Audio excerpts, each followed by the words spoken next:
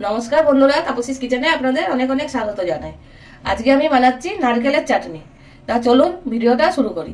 ভিডিওটা যদি পছন্দ আসে তাহলে একটা লাইক করে দেবেন। নারকেলের চাটনি বানানোর জন্য আমি এখানে কাঁচা নারকেল নিয়েছি। নারকেলের এই পিছনের কালোগুলো আমি ছাড়িয়ে নিয়েছি। এবার আমি মিক্সির জারের মধ্যে ঢেলে দেবো। আর দিয়ে দেবো আমি ছোলার ডাল। এই ছোলার ডালটা আমি শুকনো খোলায় ভেজে নিয়েছি। 1 ইঞ্চি আদা দিয়ে দেবো আর একটা কাঁচা লঙ্কা দিয়ে এটা একটা পেস্ট বানিয়ে নেব।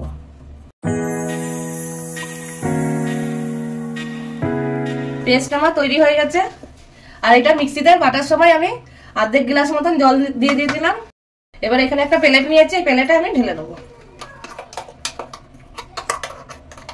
এবার এই নারকেলের চাটনিটার জন্য একটা তড়কা তৈরি করে প্যানে দিয়ে দেবো 1 চামচ মতন সাদা তেল।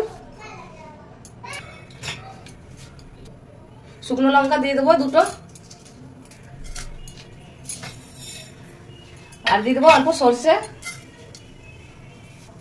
আর দিয়ে দেবো কারি পাতা। আমি শুকনো কারি পাতা দিয়েছি এখানে। দিয়ে এটা নেড়ে চেড়ে একটু ভেজে নেবো। তরকা আমার রেডি হয়ে গেছে। এবার গ্যাসটা অফ করে দেবো। এবার এই তরকাটা আমি নারকেলের চাটনির ওপরে ঢেলে দেবো। এবার দিয়ে দেবো স্বাদ মতন লবণ। এটা মিক্স করে নেবো।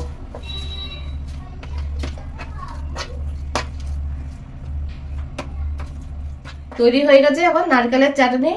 এই নারকেলের চাটনিটা আপনারা ধোসার সাথেও খেতে পারেন কিংবা ইডলির সাথেও খেতে পারেন আর ব্রেডের সাথেও খেতে পারেন।